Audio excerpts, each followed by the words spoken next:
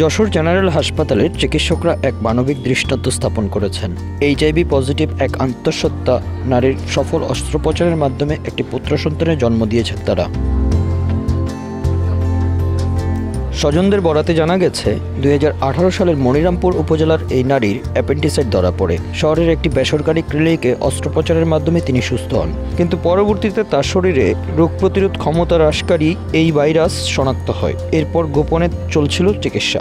এই অবস্থাতেই তিনি গর্ভবতী হন। 6 মাসের অন্তঃসত্ত্বা অবস্থায় পরীক্ষায় জানা যায় তার অস্ত্রোপচারের প্রয়োজন রয়েছে। এই ভাইরাসের রোগীর অস্ত্রোপচার হলে অপারেশন থিয়েটার কয়েক ঘন্টা বন্ধ রাখতে হয়। এমন নিয়ম থাকায় চিকিৎসকদের মধ্যে তৈরি হয় মতবিরোধ। তাকে বিশেষায়িত হাসপাতালে পাঠানোর পরামর্শ দেওয়া হলেও আর্থিক অসচ্ছলতার কারণে তা সম্ভব হয়নি। মানবিক দিক বিবেচনায় ঝুঁকি নিয়ে অস্ত্রোপচারের সিদ্ধান্ত নেয় হাসপাতালের গাইনি বিভাগের চিকিৎসকরা। বিশেষজ্ঞ চিকিৎসক ডাক্তার জেসমিন সুলতানার নেতৃত্বে 7 সদস্যের একটি প্রতিনিধি রোববার সকাল 10টায় অস্ত্রোপচার শুরু করে এবং দুপুর 12টায় সফলভাবে সম্পন্ন করে। নবজাতক ও মাকে নিবিড় পর্যবেক্ষণে রাখা হয়েছে। হাসপাতাল কর্তৃপক্ষ জানিয়েছে, সংক্রমণ প্রতিরোধে অপারেশন থিয়েটার 2 দিন বন্ধ থাকবে। পরবর্তী সকল কার্যক্রম কঠোর স্বাস্থ্যবিধি মেনে পরিচালিত হবে।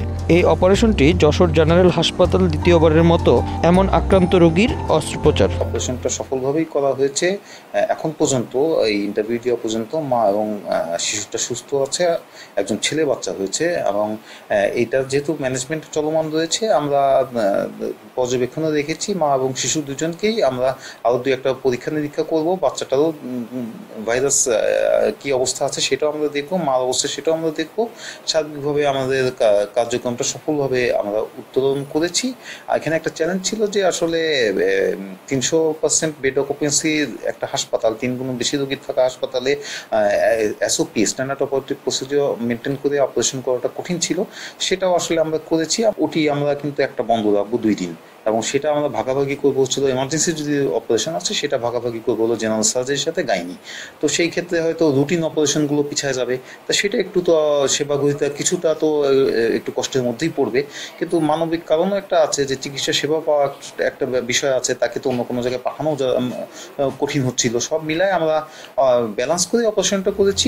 Bangla affairs news desk.